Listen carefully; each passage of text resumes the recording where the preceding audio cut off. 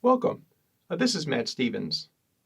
I want to take you through a book that I find very helpful.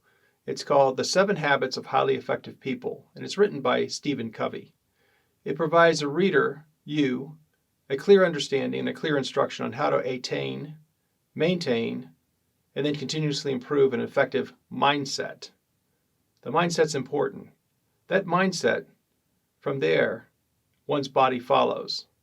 Moreover, a person who possesses an effective state of mind can spread this outlook to others, such as peers, subordinates, and even superiors.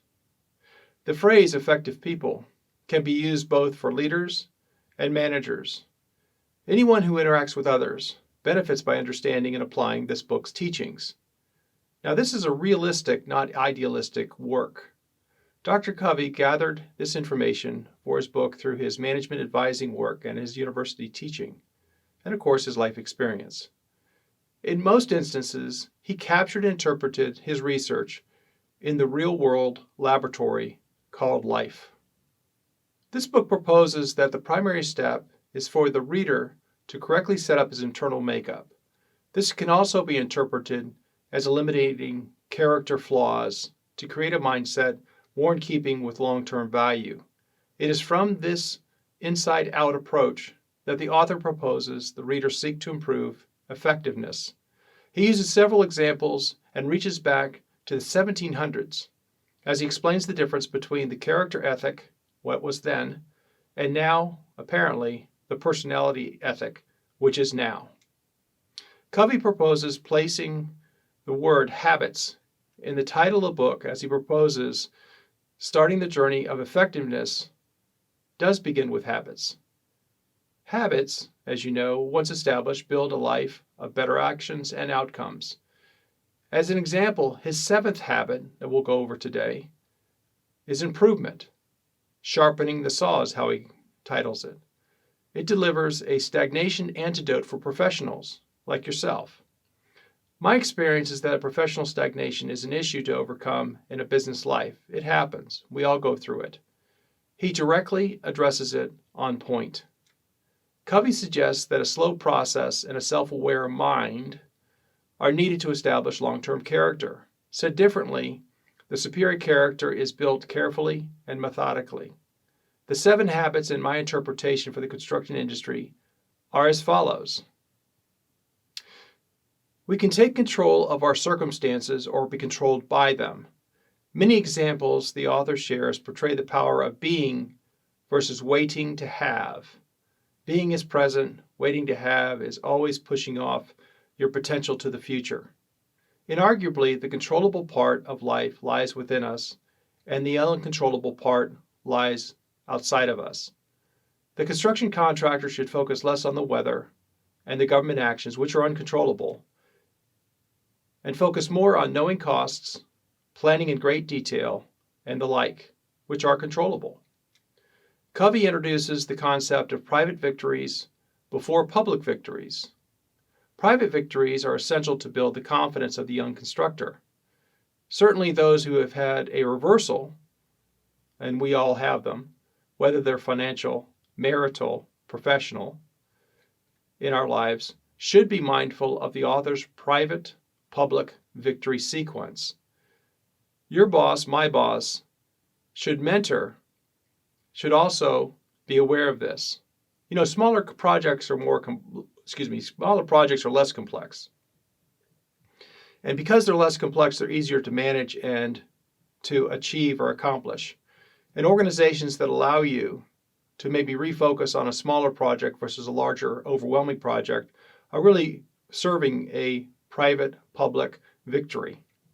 You see, if you're a young estimator without the confidence, and you're in the office for the first day, first week, first month, it's very important to give you a small project to estimate, maybe even a change order, a variation that can be easily understood, easily priced out, and that estimate of that variation or that smaller project can be checked rather quickly and carefully by your boss. It's less intensive. Again, self-confidence will grow. The author suggests that the goal should be in one's mind before starting any journey of a professional or personal nature. Covey shares scenarios of thinking of the end result first. It seems to be a large part of his leadership thinking. I find it compelling. My interpretation is that each construction company leader should solve for the financial equation first, as that is the only barrier from bankruptcy, losing your company. From there, other goals can be determined. This is defined as identifying your current center, realizing it, and then moving your mindset to appropriate centers for your situation. Covey lists 7 centers. He implies that the reader should have not one center, but several centers, as life is a balance. If one has one center to the exclusion of all others, such as pleasure seeking, then Covey suggests a serious reevaluation of the person's focus. From a centered awareness, readers are encouraged to uncover how they spend their time and effort. Descriptors and construction examples are furnished. You see, quadrant 1 is urgent and important. Again, that's something about time management. An accident on a job site is both urgent and important. Time-related events such as projects, deadlines, or lien notice rights expiration, those are urgent and important. Quadrant 2 is not urgent, but important. Strategic planning is important. New client discovery and relationship building is important, but not urgent. Now, quadrant 3 is urgent, but not important. Supplier salesperson interruption, poorly managed meetings, project or client, whatever you have, it's urgent to take care of it now, but not important. And quadrant 4 is not urgent and not important. An employee birthday party is important to the person, but certainly not for the company. And so that hasn't have the focus as something else in the previous examples. Or donations of time and material to charities. Again, not urgent, not important. Has to be done, important to the people speaking about it to you, but not to you as the company leader. For a long-term relationship, it is crucial that each professional think win-win. This ensures each transaction or negotiation will be repeated with enthusiasm. Covey points out an attitude of win-win or no deal is also valuable. However, in the construction industry, it is not always followed by every shareholder or stakeholder. In my experience, our industry suffers from an oversupply of contractors. Buyers of construction services know this. Specifically, a small percentage of developers or project owners seek to work with undercapitalized contractors. I'll talk about this in another video. These buyers of construction attempt to do so to their advantage. Developers know that since these construction firms do not have a great reserve of capital, they have great leverage, which may be used when it comes to mistakes or delays caused by others. And with 10% retained payments being withheld during construction, the next payroll and this month's accounts payable, the contractor's focus is getting that next payment.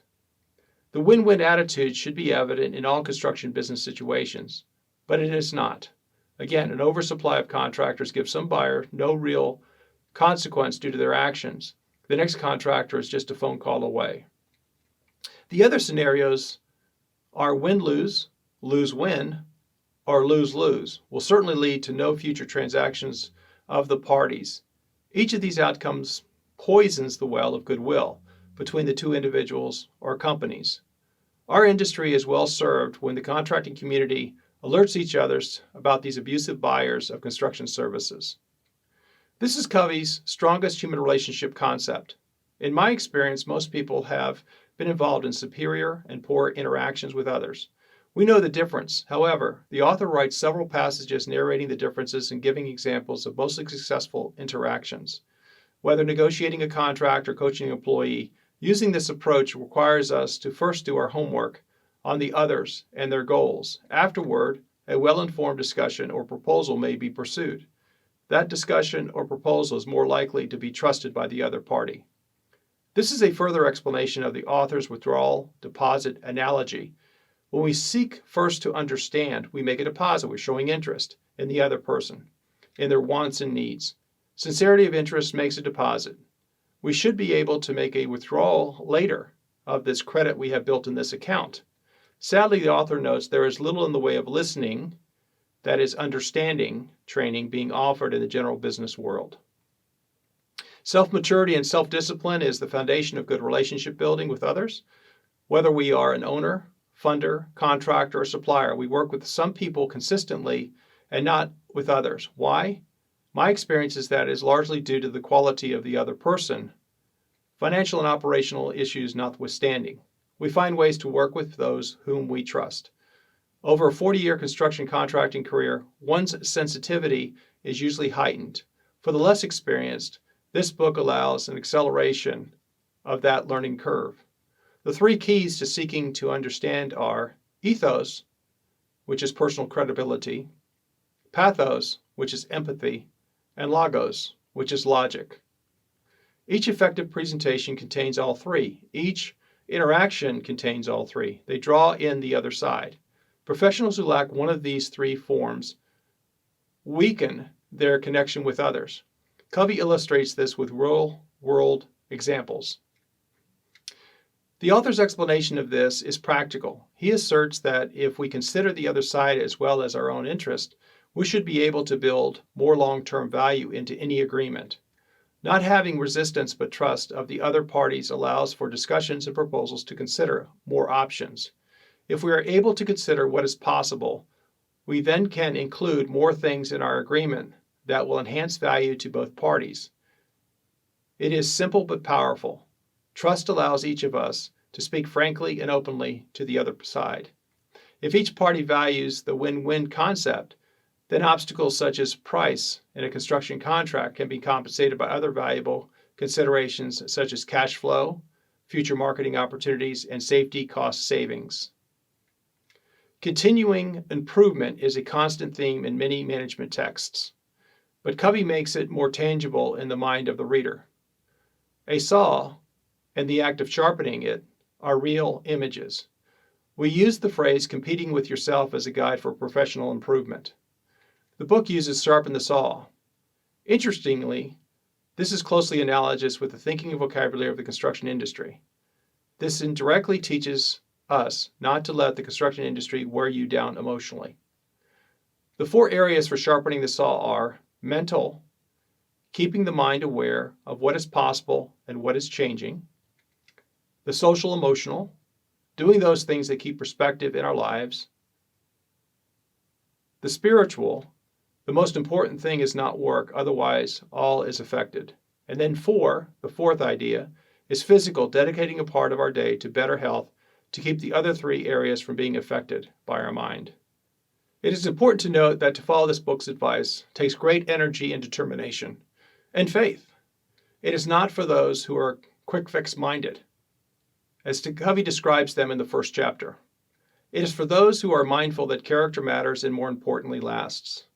It can be carried from generation to generation, as he describes roots and wings. It is obvious to the readers that the author has followed his own advice. The book is a detailed and tightly narrated body of work that could only be produced by a focused and caring professional. In my experience, this book directly applies to the construction industry. I know of several leaders of construction contracting firms who are great people. They exhibit all 7 habits. It is no accident they have built great construction firms. Clearly, Covey has worked on developing his own character first. He has put great energy into his book in order to explain this, give examples, create exercises, and produce graphics. The book takes an unambiguous direction and gives specific advice to the reader. His work is remarkable and still very much applicable to today's construction industry. Thank you.